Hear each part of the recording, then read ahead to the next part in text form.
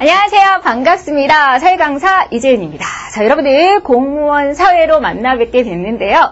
여러분들이 공무원이라고 하는 그 커다란 이제 목표가 있으시죠? 자, 그 여러분들 합격의 길라잡이가 되어드릴 저 이재은입니다. 자, 여러분들 이제 공무원 사회 일단 크게 세 부분으로 나뉘어져 있습니다. 자, 어떤 영역으로 되어 있나요? 일단은 자, 책도 이 세 권으로 되어 있죠? 1권 법과 정치, 그 다음 2권 경제고요. 그 다음에 3권은 사회문화.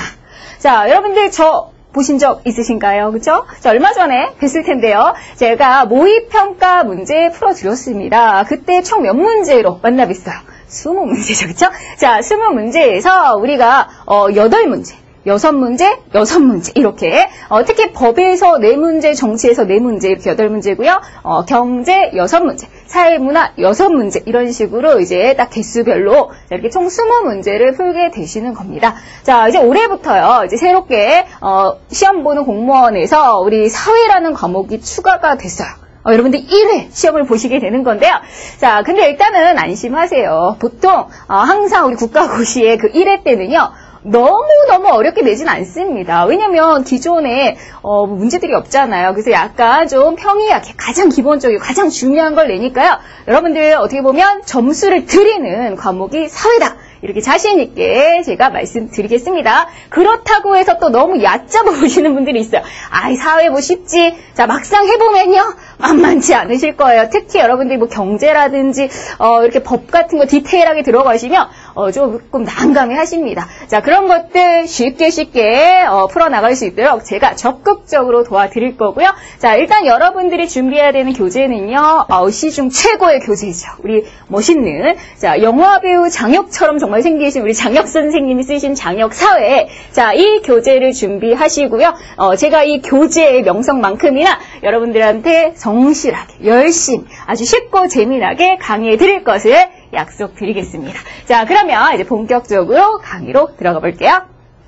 안녕하세요. 사회강사 이재은입니다. 우리 본격적으로 우리 첫 번째 우리 단어부터 들어가 보도록 하겠습니다. 우리가 처음 배우는 단어는요. 바로 정치 부분입니다. 자, 정치에서 우리가 가장 흔하게 들었던 말이 있을 거예요.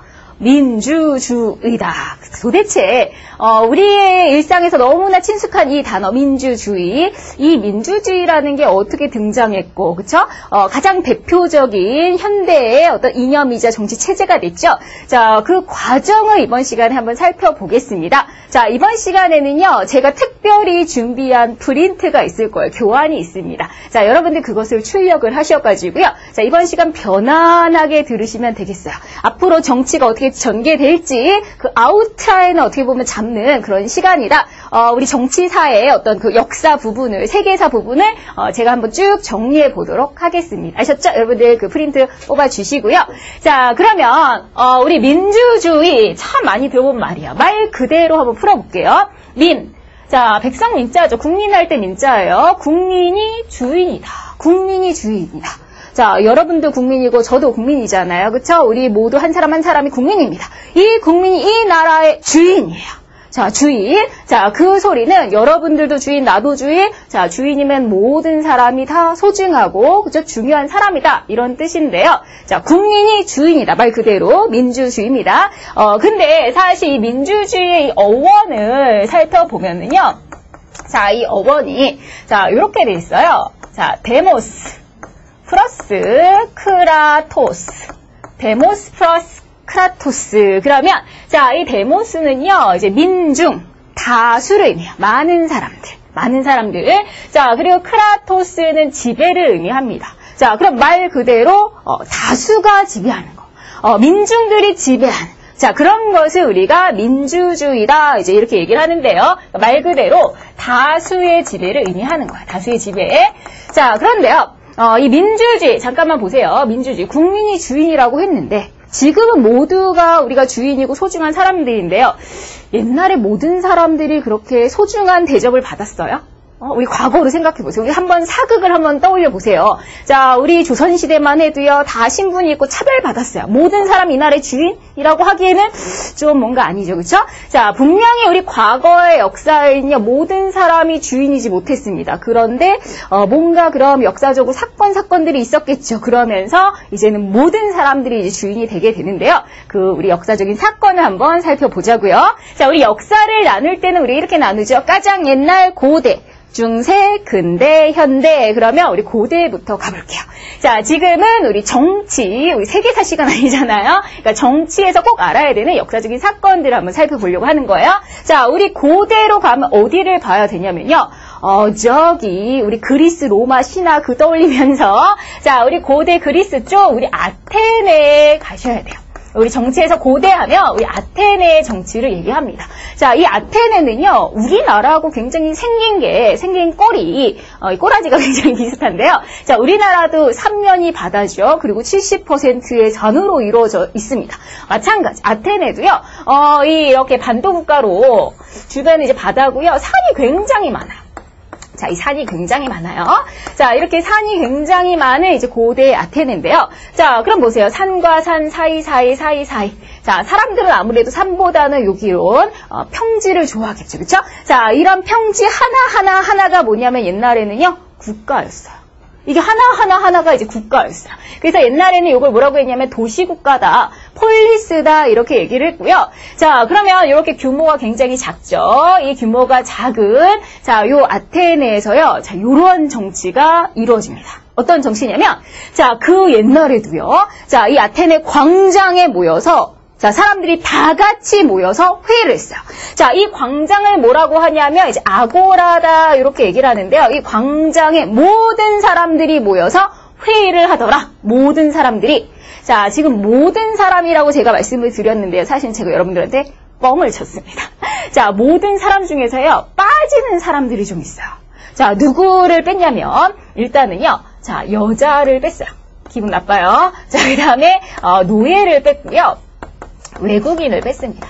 자, 얘네들 빼고는 광장에 모여서 이제 회의를 할 수 있어요. 그럼 다시 얘기하면 여자가 빠지니까 누구예요? 남자. 당연히 어린이들은 아직 성숙하지 않으니까 빠지고요. 자, 그리고 노예가 아닌 사람, 신분이 자유로운 사람이어야겠죠. 그쵸?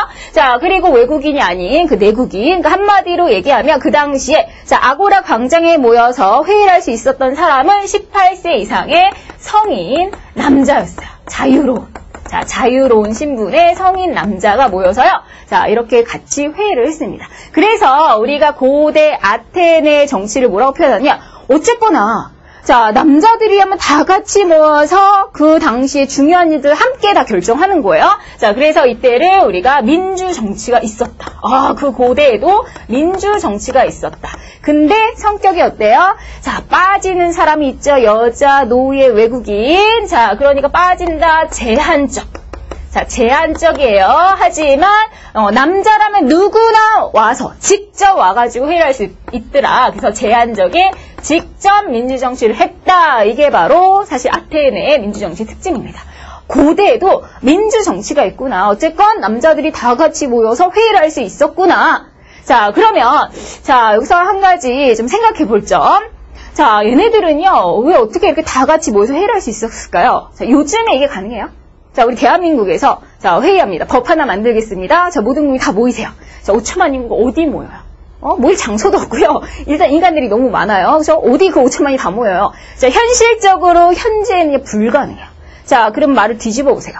자, 그 옛날에는 그러면 보세요. 얘네들이 동네가 자, 요거 하나가 국가라고 했잖아요. 작아요. 규모가 작아요. 자, 그러니까 모일 수 있어요. 충분히 요 정도 사이즈 규모의 국가니까 사람들이 모일 수 있죠. 규모가 작고 그렇기 때문에 거기다가 자, 얘네들이 할 일이 없어요. 왜? 지금 우린 너무 바빠. 그쵸? 각자 지금 하고 있는 공부하시느라 바쁘잖아요. 자, 그럼 나갈 시간도 없는데 얘네들은 정말 할 일이 없는 게 왜? 뭐가 있어요? 노예가 있죠. 노예가 자기 할 일을 다 대신 해주니까 뭐 농사라든지 이런 거 대신 해주니까 나가서 회의를 할 수 있었던 거야. 그래서 자유롭게 모여서 회의를 할 수 있었던 직접 민주정치가 가능했습니다. 이게 바로 고대 아테네의 민주정치였다. 아셨죠? 자, 그런데 여기서 조금 더 디테일하게 가보면요. 자, 그 고대, 이 아테네에서도요, 나름대로 지금의 정치 모습이 좀 다 보여요. 자, 우리나라도요, 정치하려면 이제 중요한 세 개의 기관이 있죠. 입법부, 행정부, 사법부가 있어요. 자, 그럼 마찬가지로 얘네도요, 입법부에 해당하는 민회가 있습니다. 민회. 자, 그 다음에 우리 행정부에 해당하는, 자, 500인 평의회가 있어요. 평의회, 500인 평의회다 이렇게도 얘기하고요. 그 다음에 우리 재판하는 곳, 바로 재판소, 민선재판소. 자, 이렇게 입법부, 행정부, 사법부에 해당하는, 자, 우리 입법부에서 뭐예요? 입법부에서는 우리 법을 만드는 중요한 일들을 결정을 하죠. 의결을 하는 기관인데요. 자, 민회에서는, 자, 남자들이 모여서 이렇게 중요한 일들을 결정을 해요. 자, 민회가 있었다는 거. 자, 그러면 행정부. 자, 행정부는요, 바로 이제 평의회인데, 평의회는요, 500인으로 구성되어 있어요. 자, 그러면 이 500인이라고 하는 사람들은요, 사실은 뽑힌 사람들이에요. 자, 모든 사람들이 다 모이는 게 아니라 매번 모든 사람들이 또 다 모이기에 사실 얘네들도 번거롭잖아요. 그래서 이 500인은 어떻게 했냐면 뽑았어요. 근데 그러면 여기서 질문. 자, 그러면 모두가 직접 정치를 한다더니 이거 뽑은 사람이 있으니까 이거 직접 아니잖아요. 자, 이렇게 딴지를 걸 수 있죠? 자, 그런데 이제 뭐가 문제냐면, 자, 그 500명을 뽑긴 뽑는데 추첨으로 뽑아요. 추첨으로. 자, 로또 당첨되듯이 추첨제 방식으로 뽑아요. 그러니까 누가 될지는 모르는 거예요. 우리 시민들 중에서. 거기에다가, 자, 임기는 딱 1년이에요. 임기는 딱 1년이었기 때문에 1년 지나면 이제 바꿔야 돼요. 그래서 어쨌거나 평생에 한 번은 누구나 돌아가면서 이 자리에 갈 수 있다. 어쨌거나 이거 어떤 민주 정치의 그 모양이 되는 거죠. 그래서 우리가 돌아가면서 한다 윤번제라고 하는데요. 자, 그래서 자, 평의회나 우리 재판소의 법관이나 이런 것들 추첨제로 임기 1년을 윤번제로 돌아가기 때문에 자, 어쨌거나 그 고대 아테네에는 직접 민주정치적인 모습이 있었다 이렇게 얘기를 합니다. 그리고요, 이 고대 아테네에 조금 기억할 만한 독특한 게 우리 클레이스테네스가 만들어냈는데요. 자, 도편 추방제라고 하는 걸 만들어내요. 도편 추방제. 자, 도편 추방제는 뭐냐면 이 도편, 자, 도자기 파편이야. 그 당시 종이가 없잖아요. 그러면 깨진 그릇, 자, 그릇이 깨진 도자기 파편이죠. 그게 이제 투표 용지를 썼어요. 자, 그래서 만약에 어떤 독재자가 될 것 같아. 민주정치를 훼손하는 독재자가 출연할 것 같다. 그럼 투표를 해가지고요. 자, 6,000표가 넘으면 자, 그 사람은 10년간 추방돼요. 예를 들면 이재현, 얘가 독재자가 될 것 같아. 자, 그래서 투표를 했는데 이거 표가 많이 나온 거예요. 그럼 저는 10년간 추방돼요. 자, 그럼 10년 뒤에 돌아오면 아무 힘이 없을 거 아니에요? 이런 독재자의 출연을 방지하기 위한 도편 추방제라고 하는 제도가 우리 고대 아테네에 있었다는 거. 자, 요 정도 기억해 주시면 되겠습니다. 아셨죠? 자, 이랬던 나름대로 그 고대에도 뭔가 민주정치적이었는데 자, 이제 중세로 가면서 사실 이 민주정치의 모습은 다 깨지죠. 자, 중세는요, 여러분들 이런 사회입니다. 우리가 이제 봉건제도, 장원제도, 자, 그리고 신중심. 자, 이 중세, 특히 이제 유럽의 역사잖아요. 자, 유럽 애들은 거의 중세에는요, 신한테, 하나님한테 미쳐있어요. 그래서 얘네들한테 이제 하나님이 빠지면 안 돼요. 그래서 이제 크리스트교. 자, 이 세 가지가 가장 중요한 사회예요. 이게 가장 중요한 사회고요. 자, 이 사회가 이제 무슨 얘기냐면, 이 봉건제도라고 하는 건, 자, 이거예요. 예를 들면 이제 왕이 있습니다. 자, 왕이 있으면요. 자, 왕이, 자, 이제 제후들한테 땅을 떼주는 거예요. 자, 제후들한테 이렇게 땅을 떼주고, 자, 네가 이곳을 지배해라. 이렇게 땅을 떼줘요. 자, 그럼 얘가 이제 땅을 받은 그 대가로 이제 얘한테 충성을 다하는 거죠. 얘를 위해서 목숨 바쳐 싸울 각오가 되어 있고요. 자, 이런 식으로 계약식으로 이제 맺어진 정치 구조가 봉건제도다. 이렇게 얘기해요. 자, 그래서 이런 식으로 약간 피라미드 모양으로. 자, 왕은요, 얘한테 땅을 줬으면 사실 더 이상 간섭할 수 없었다. 줬으면 땡인 거야. 자, 그래서, 자, 사실은 이렇게 되면요, 왕이 모든 지역을 관리하는 게 아니라, 자, 우리 그 제후들한테 땅을 떼주면서 사실은 뭔가 왕권이 세지 못한, 지방으로 권력이 분산되는 약간 지방 분권적인 이런 구조를 갖게 됩니다. 거기다가요, 이 시기는 하나님을 너무 미친 듯이 믿어요. 다들 열렬한, 신자들이야. 자, 그렇기 때문에 누구의 파워가 세냐? 자, 교회의 우두머리? 교황의 파워가 세요. 그래서 이 중세 때는요, 사실 이 왕권이 그다지 세지를 못해요. 자, 그래서 왕권이 세지를 못하고 오히려 자, 이런 제후들, 자, 이 제후들이 땅 주인이잖아요. 그 땅 주인의 입장에서 영주라고도 표현하는데 제후, 영주, 그리고 이런 싸우는 기사들. 아니면 여기 교황 얘네들의 파워가 세고 오히려 왕의 권력은 조금 약한 그러한 시기가 이제 중세 유럽 특히 이제 서유럽의 상황입니다. 자, 그러면요 이게 역전되는 상황이 이제 생겨요. 우리 중세 말에 일단은 무슨 전쟁이 벌어지냐면 십자군 전쟁이라고 하는 들어봤을 거예요. 십자군 전쟁. 자, 그 당시에 이제 유럽 애들은, 자, 이거 유럽이고요, 아프리카고요. 자, 이들의 성지, 예루살렘이 여기 있죠. 자, 그런데 얘네들은 거의 다 이제 하나님을 열심히 믿는데, 자, 그 당시에 이 예루살렘 지역에 이제 셀주크 틀크족이라고 하는, 나름대로 그 이슬람권이죠. 자, 걔네들이 이 성지 순례하러 오는 크리스트 교도들을 굉장히 박해하고 괴롭히고 죽이고, 막 이랬어요. 자, 그래서 얘네들이, 자, 우리의 성지를 되찾자! 이러면서, 자, 전쟁을 벌이게 되죠. 뭐의 이름을 걸고? 하나님의 이름을 걸고, 그래서 이제 군복이나 투구에다가 십자가 딱 그리고서 싸우게 돼요. 자, 그래서 이름하여 십자가를 그린 군인이다. 십자군 전쟁이 벌어지는데요. 자, 이 전쟁이 200년 정도 걸려요. 굉장히 오랜 시간 동안 싸우게 되는데, 결론부터 얘기하면요. 이 전쟁은요, 패배합니다. 자, 얘네들이 져요. 자, 이 십자군 전쟁에서 지면서 완전 180도 분위기가 달라지는 거예요. 자, 이제 어떤 식으로 달라지냐면, 자, 보세요. 자, 전쟁을 하는데 나름대로 뭐가 필요해요? 싸울 군인이 필요하지. 자, 기사들 나가서 용맹하게 싸워요. 근데 망했어. 쫄딱 망했어. 거기에 마침 화약이라고 하는, 얘들 칼로 싸우는 애들인데 이때 이제 화약이 등장하면서 총으로 한 방 빵 쏘면 끝나잖아. 칼 잡고 있는 애. 자, 근데 기사가 몰락하고요. 자, 거기다가 또 그 당시 전쟁을 200년 동안 하면 굉장히 많은 돈이 들어가죠. 이 물주 역할을 이 제후드, 이 영주들이 해줬어요. 근데 완전 쫄딱 망했죠. 그쵸? 전쟁 졌으니까. 자, 그리고 하나님의 이름을 걸고 지금 싸웠어요. 자, 우리가 이제 종교를 가지신 분들이 있을 텐데, 솔직히 그렇잖아요. 우리 교회 가고 절에 갔을 때, 뭐 좋은 일 많을 때 잘 안 가는데, 뭔가 아프고, 시험을 앞두면, 제발 시험 잘 보게 해주세요. 막 이러면서 조금 우리가 나약하기 때문에 사실 종교를 그렇게 의지하죠. 그쵸? 자, 그러니까 이 당시에 이렇게 열심히 우리가 잘 되려고 싸운 건데 망했잖아. 그러니까, 자, 이 교황의 권위도 완전 추락합니다. 자, 그러니까, 자, 보세요. 기사를 중심으로 한 봉건제도 끝장나. 그 다음에 우리 영주들 몰락해. 교황도 권위, 추락해. 자, 그러니까 중세를 유지하던 이 기반들이 와르르 무너지면서, 자, 누구의 권력이 슬슬슬 살아나요? 그동안 약했던 왕권이 살아납니다. 이제 왕의 권력이 슬슬슬 살아나요. 자, 그러면서 이때 왕하고 결탁한 애가 있어요. 자, 왕하고 결탁한 애가 누구냐? 그게 바로 그 당시에 이제 시민이 되는 거예요. 시민. 자, 근데 보세요. 그 당시에 이제 십자군 전쟁 속에서, 자, 이 전쟁을 먼 지역에서 200년간 했잖아요. 그래서 왔다 갔다, 군인만 왔다 갔다 하는 게 아니야. 장사하는 사람들, 바로 상인들도 열심히 왔다 갔다 합니다. 자, 그러면서 그때 돈을 좀 많이 벌어요. 자, 우리 상공업자들이 이때 조금 세력이 커지기 시작해요. 돈을 좀 벌게 되면서. 자, 그러면서 왕하고요, 시민이 나름대로 이렇게 결탁을 하는 거예요. 자, 왕의 입장에서 그럼 생각해보세요. 자, 이 시민이 이제 어떤 시민이냐? 자, 돈이 하나도 없는 시민. 자, 왕한테 필요 없어요.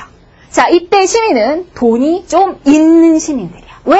자, 얘네들이 열심히 돈을 벌어서 왕한테 몰래요? 세금을 내죠. 그쵸? 그러면 세금을 내면 왕은 얘한테 뭐를 해요? 자, 그러면 내가 너네 장사 더 잘 되게 후원 팍팍 해줄게. 자, 너는 나의 그 재정적인 그 뒷받침을 해달라. 이런 식으로 결탁이 되는 거야. 그래서 이 시민들은 나름대로 그냥 아무나 아니라 재산 없는 애 아니라 돈 좀 있는 시민. 우리가 이름하여 유산계급, 재산이 있는 계급.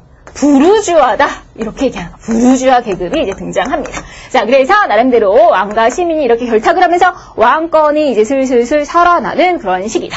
자, 그러면서요, 우리 중세에서 근대로 넘어가면서 사실 몇 가지 중요한 사건들이 있는데, 자, 예술 운동이 일어나요. 그 예술 운동을 르네상스다. 이렇게 얘기하는데, 르네상스는 재생, 부활, 이런 뜻이에요. 자, 그럼 보세요. 우리 생각을 해보면, 자, 여러분들 그리스 로마 신화 그래도 한번 이제 들어본 적 있죠. 그쵸? 자, 그리스 로마 신화를 보면 거기 신들이요. 굉장히 어떠냐면 인간 같아. 자, 신은 막 굉장히 존엄하고 저 멀리에 있는 것 같고 이런 게 아니라 자, 신들이 사랑을 하고 바람을 피고 질투하고 시기해요. 이거하고 똑같죠. 그래서 우리가 그리스나 로마의 문화는 좀 인간적인 문화다. 인간적인 면이 있다. 자, 그런데 우리가 중세로 가면서 보세요. 사람들이 뭐에 미쳐 있어요? 하나님. 그래서 모든 문화는 신 중심의 문화로 바뀌어 있어요. 자, 그런데 우리 신 중심의 문화로 이렇게 중세를 보내다가 뭔가 큰 배신감을 느꼈죠. 십자군 전쟁으로 지면서. 자, 그러면서 사람들의 마음속에는 다시 옛날로 돌아가자. 옛날 신이 아닌 우리 인간한테 좀 관심을 가져보자. 자, 다시 인간을 외치는, 그래서 르네상스 때는 뭔가 인간을 강조하는, 이성을 강조하는, 그래서 인문주의, 휴머니즘, 자, 이런 것들이 나오기 시작하면서 이 당시 예술품들, 뭐 레오나르도 다빈치, 미켈란젤로 그들의 작품 보면 굉장히 야하고 그다음에 섬세하고 이런 작품들이 많이 나와요. 야한 작품들이 이때 많이 나오는 이유가, 왜냐하면 이전에는 아니 감히 신이 보시기에 창피하게 어떻게 이런 분위기였다면, 이때는 아니 너 왜 야하게 생각해? 자, 우리 벗겨놓으면 다 이렇게 생겼잖아. 있는 그대로, 사실 그대로 표현하는데 이게 뭐가 문제라고? 약간 이런 식으로 생각 바뀐다는 거죠. 자, 그래서 요 당시 이제 분위기가 약간은 인간을 강조하면서 우리는 이제 각자 개개인들한테 이제 관심을 갖는 거지. 그러면서 인간한테 관심을 갖다 보니 어떻게 하면 인간이 더 잘 살까? 과학도 발전하고요, 기술도 발전하고요, 이렇게 이제 변화하는 사회가 되는 거야. 그래서 이 당시에 이제 어떤 개인주의적인 모습도 나오고요. 그러면서 인간한테 뭐가 있어? 머리, 그쵸? 이성이 있지. 뭔가 이 이성으로 뭔가 합리적인 그러한 생각을 하게 된다. 그래서 뭔가 개인주의적이고 합리주의적인 그러한 이제 마인드들이 등장하기 시작해요. 그러면서 이 오랫동안 종교가 상당히 많이 부패했기 때문에 이제 종교의 개혁을 외치면서, 우리가 그동안은 구교밖에 없었다면 이제 개신교, 여기 교회도 종파가 많잖아요. 누군 성당 다니시고 누구는 이제 교회 다니시고, 그러면 기존에 있던 건 이제 성당 다니는 구교였다면, 이제 교회에 나가는 개신교가 이때 종교개혁으로 딱 등장하는 거예요. 종교개혁을 바탕으로. 그러면서 이제, 나름대로 뭔가 이제 왕권이 바탕이 된 그런 이제 왕들은요, 배를 끌고 이제 탐험가들 외국으로 보내요. 그래서 새로운 항로, 백기를 개척하는 신항로 개척과 같은 사건들이 쫙 이어집니다. 자, 지금 이제 왜 이렇게 역사적인 이야기를 하느냐? 바로 이거, 오늘의 하이라이트, 이 부분을 얘기하려고 지금 이런 역사적인 얘기를 하고 있습니다. 자, 보세요.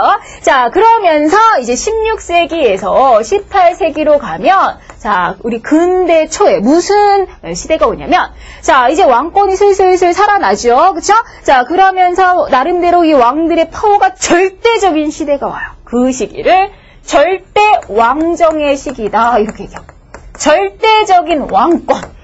우리 대표적으로 엘리자베스, 영국의 엘리자베스 1세, 그 다음에 루이 14세, 태영왕이란 별명, 지문국 국가다라는 그런 말을 했던, 자, 걔네들의 시대예요. 절대 왕정. 그러니까 얘네들의 왕권이 정말로 어마어마하게 센 시절이야. 자, 얘네들이 이제 뭐라고 이제 외치냐면, 자, 얘네들이 이런 소리를 찍찍 내뱉는데 무슨 소리냐? 자, 왕권 신수설이다, 이래요. 자, 얘네들이 외치는 거, 자, 말 그대로 풀어볼게요. 자, 왕의 권리는 누가 줬대요? 신이 줬대요. 자, 왕의 권리는 신이 줬대요. 신한테 덤빌 놈 있어요? 감이 없잖아요. 그죠? 근데, 자, 나 왕하라고 신이 시킨 거니까 결국 나한테 아무도 덤비지 마. 나한테 덤비는 건 신한테 덤비는 거야. 자, 이런 마인드인 거죠. 그쵸? 그럼 이런 소리 막 찍찍 해대면서, 절대적인 왕권을 부과하는 거야. 자, 그러면 이 절대 왕정 때는요, 이제 왕이 지멋대로 막 하는 거지. 자, 시민들의 자유와 권리 없어요. 걔 그냥 팍팍 누르는 거야. 자, 그래서 우리 그 인간의 어떤 자유와 권리, 뭐 이런 것들, 막 얘네들이 왕이 지멋대로 팍팍 누르면서 억압하는, 뭔가 왕이 지멋대로 간섭하는 그러한 시대라는 겁니다. 마찬가지 경제에도요, 왕이 다 이렇게 주무르는 거야. 이 당시에 경제를 뭐라고 하냐면 중상주의 경제라고 해요. 중상주의. 나름대로 얘네들이 이제 무엇을 중시하는 거냐면, 이제 농업에서 얘네들이 이제 상업에 눈을 뜬 거예요. 그래서 이 상공업을 뭔가 중요하게 시작해요. 그러면서 아까 전에 신항로 개척했다고 그랬잖아. 그러니까 배를 끌고 나가서 해외에 갔다가 수출도 하고, 자, 기왕이면 수출은 많이 하고, 수입은 조금 해야 돈을 좀 많이 벌 거 아니에요? 자, 그런 식으로, 이 중상주의는 수출을 장려하고 수입을 이제 억제하는데, 자, 그런 모든 경제 활동을 국가가 통제하는 거야. 그래서, 자, 이거는 바탕이 전부 다, 자, 왕이 경제마저도 통제하는, 그러니까 자유무역이 아니라는 거예요. 왕이 다 간섭하는, 이렇게 보호무역의 성격을 갖고 있어요. 이렇게 억압의 시대다. 억압의 시대. 자, 그러면, 자, 왕이요. 아까 전에 처음에 신이 나고, 결탁이 됐죠. 그쵸? 자, 결탁이 됐는데, 이제 날이 갈수록 왕권이 세지다 보니까, 자, 왕이 이제 시민들한테 세금을 무지하게 뜯어가는 거죠. 자, 그러니까 처음에는 이제 결탁이었지만, 이제 시민들이 조금씩 화가 나죠. 그쵸? 왕이 그리고 막 자유와 권리를 억압하고 함부로 해. 너무너무 간섭이 심해. 억압하고 자유도 없고, 그쵸? 자, 그래서 이제 드디어 시민들이 지렁이도 밟은 꿈틀을 한다고 시민들이 드디어 터지는 거죠. 더 이상은 못 참겠다.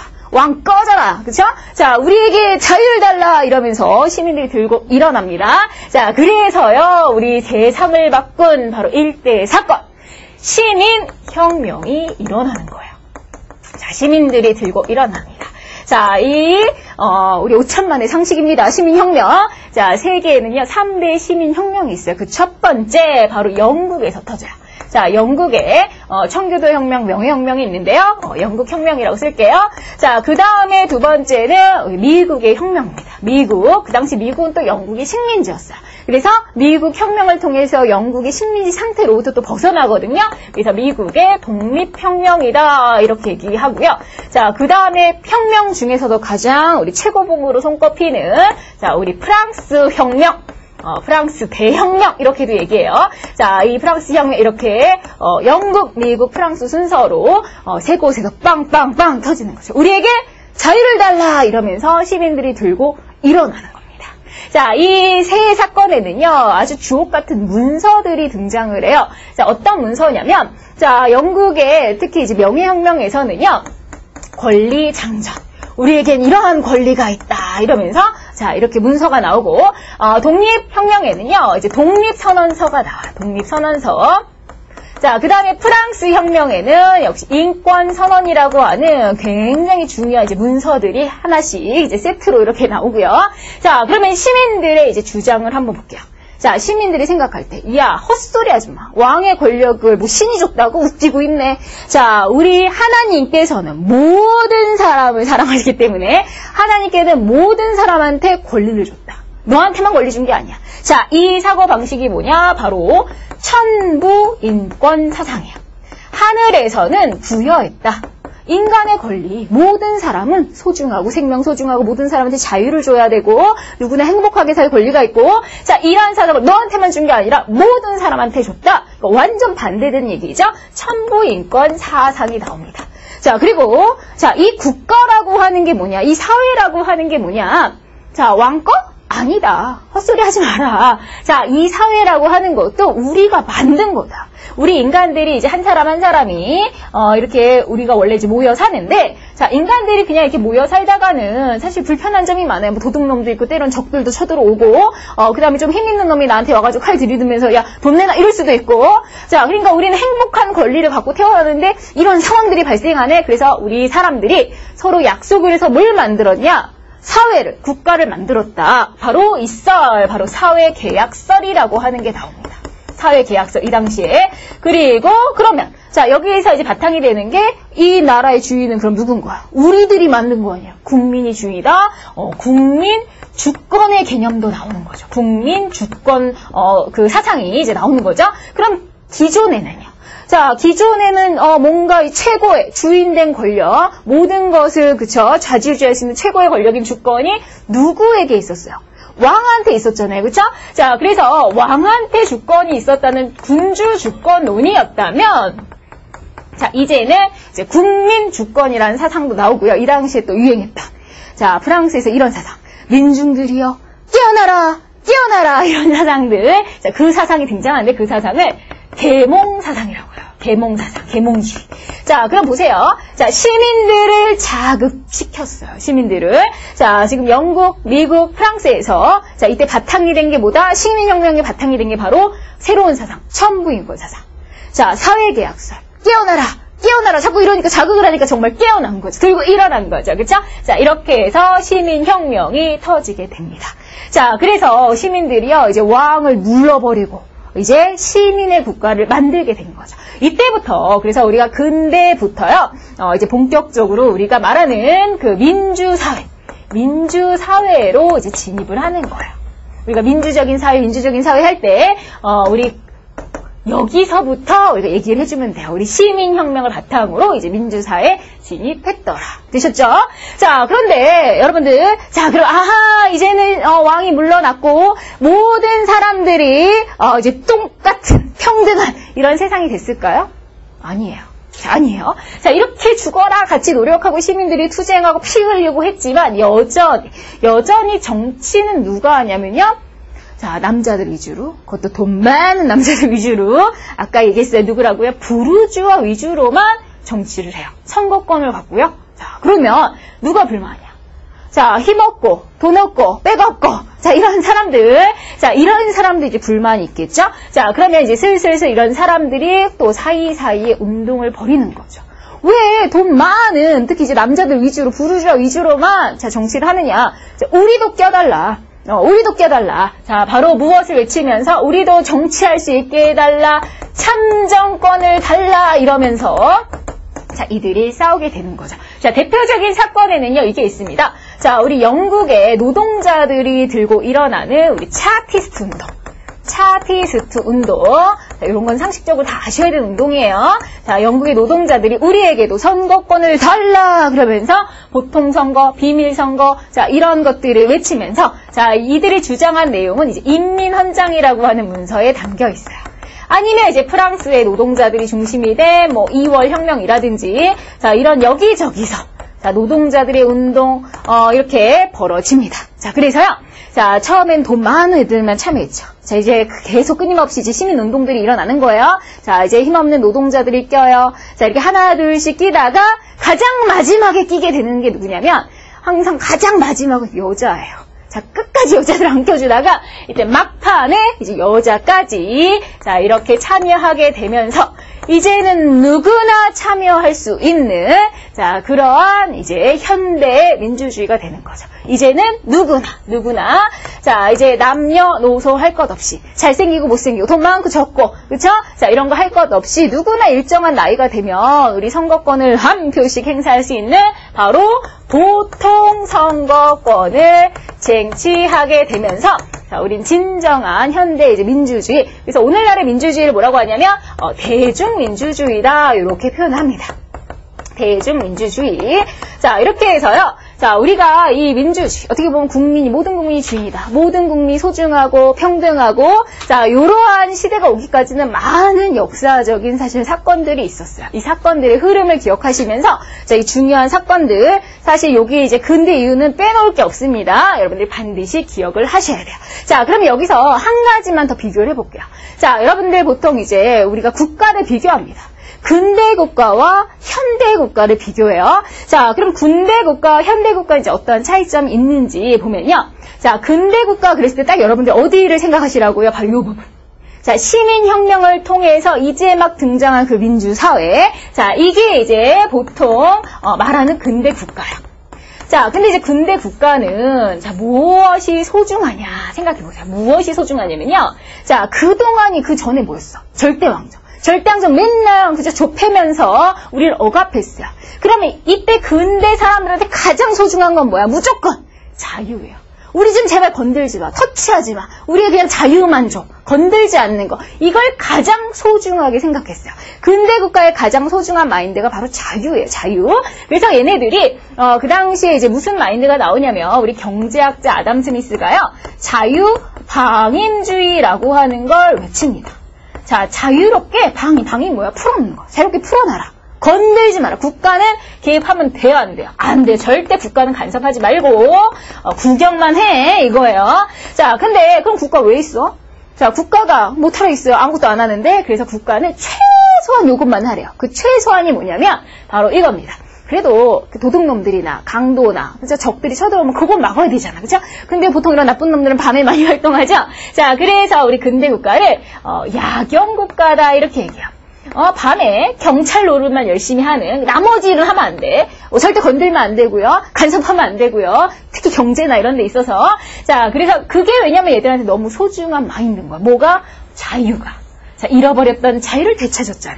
그래서 그럼 국가가 별로 하는 일이 없네. 국가가 적극적인 게 아니라 굉장히 하는 일이 없으니까 가만히 있어요. 성격이 상당히 소극적이죠. 그래서 이때를 소극적인 국가다. 이렇게 얘기하는 거예요.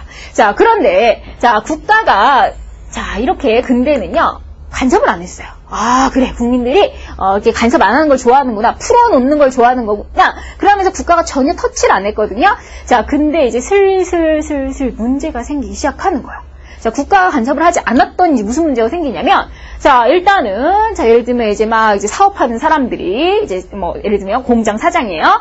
자, 그럼 걔네들은 이제 자유를 줬으니까 막 돈 많이 벌어야지. 그러면서 공장을 막 가동해요. 자, 그러면서 매연을 엄청 뽑아내. 그래도 국가는 간섭 안 하고 가만히 있어야 되잖아. 제가 막 환경오염을 일으키는데도 가만히 있어야 돼요. 자, 무슨 문제가 생겨요? 자, 환경오염 같은 문제가 생겨요. 자, 그리고, 일단은 이제 경쟁 사회가 되죠. 자유를 주니까. 자, 그러면 이제 A라고 하는 애하고 B라고 하는 애하고 막 경쟁을 하다 보니까 얘가 얘를 이긴 거야. 자, 이겨가지고 얘를 밟고 얘는 계속 승승장구하고 얘는 이제 쫄딱 망해가지고. 잘 사는 사람과 못 사는 사람, 이런 빈부격차. 뭐 잘 나가는 기업이 있고 망하는 기업이 있고 이런 식으로 빈부격차가 커진다는 거죠. 자, 그러면서 이제 슬슬 이제 불쌍한 사람들, 예를 들면 뭐 독거 노인 어르신들 아니면은 소년 소녀 가장들 좀 안타깝잖아요. 하지만 국가는 구경만 해요. 그냥 간섭하면 안 된다고 했으니까. 그러니까 이런 좀 안타까운 사회적 약자들이 있는데도 구경만 해.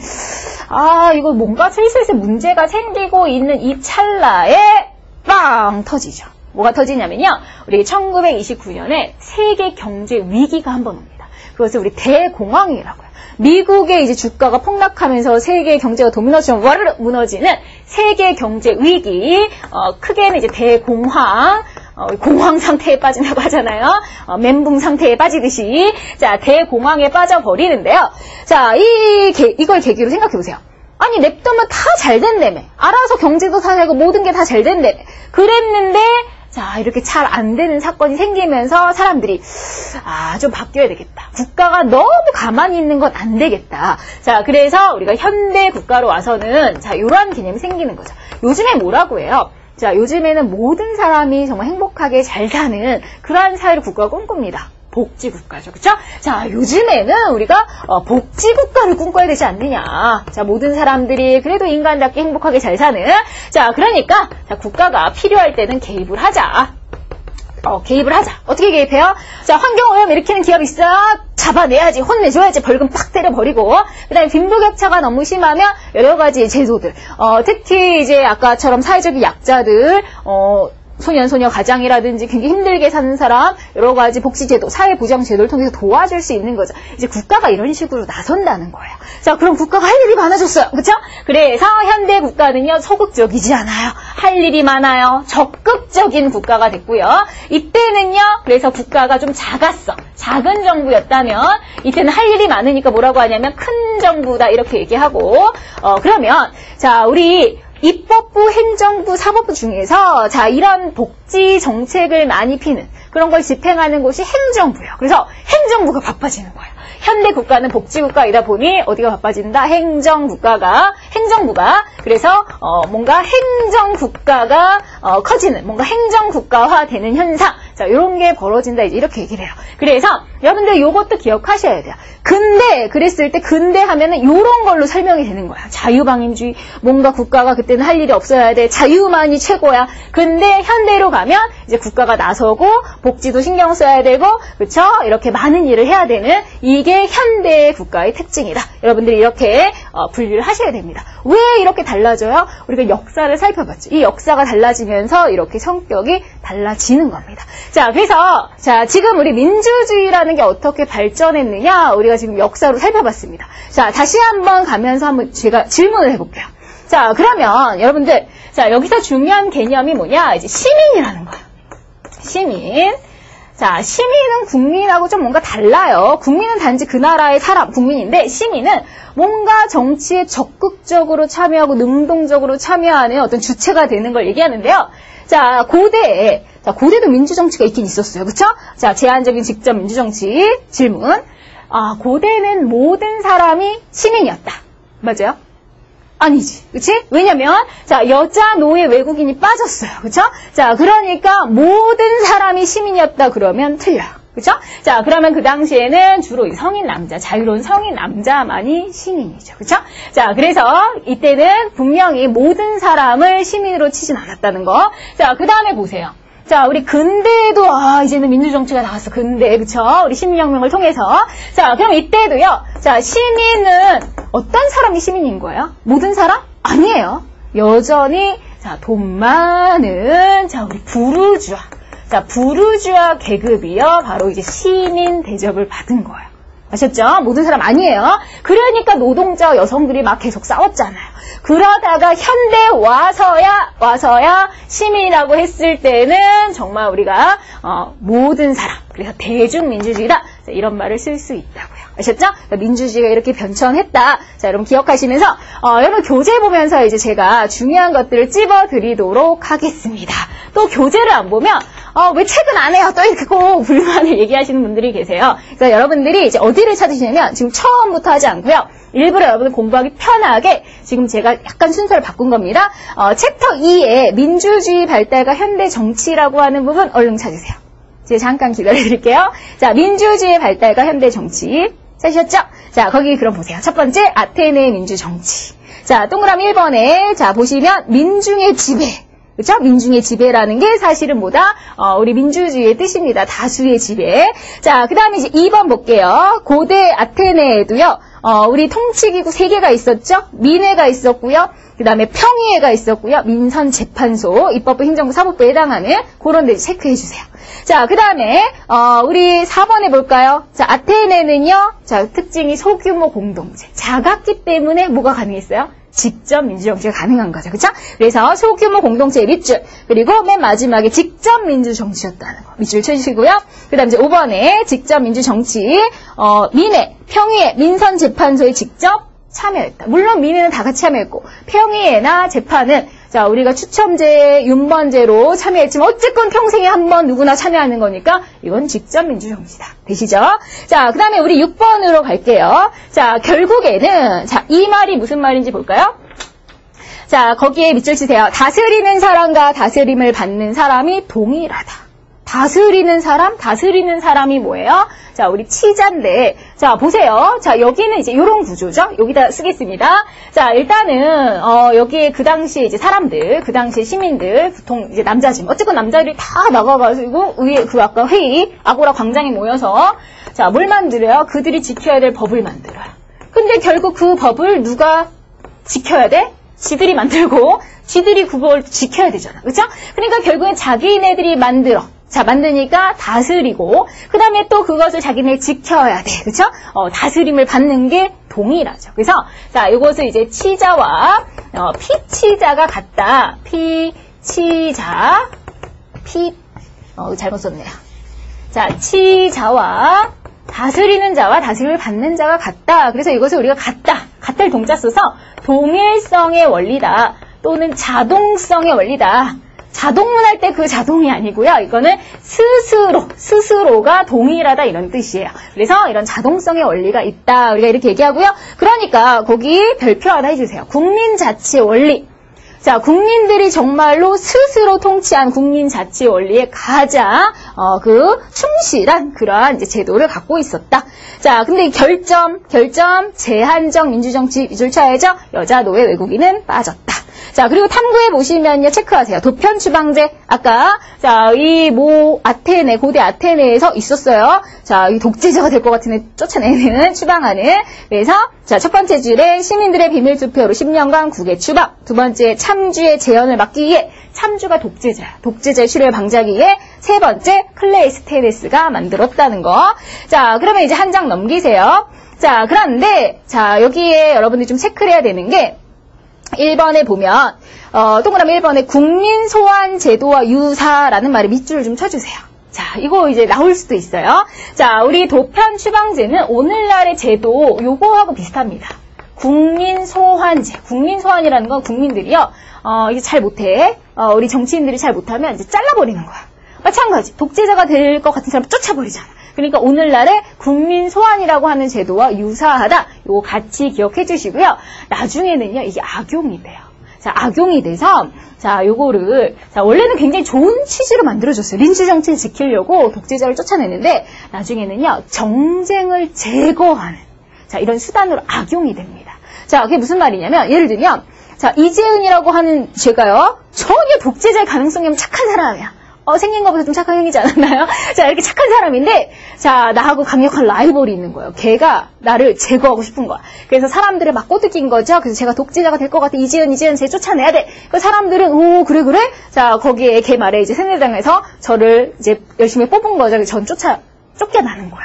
자, 그럼 멀쩡한 사람. 그러니까 정치적인 경쟁자, 정적을 제거하는 수단으로 나중에는 악용되기도 해요. 이럴 때 우리가 이제 요것을 뭐라고 표현하냐면, 자, 중우정치의 모습이 보인다. 이 악용될 때. 중우정치라는 게 뭐냐면 이때 중자가 무리 중자예요. 이 우자는 어리석을 우자예요.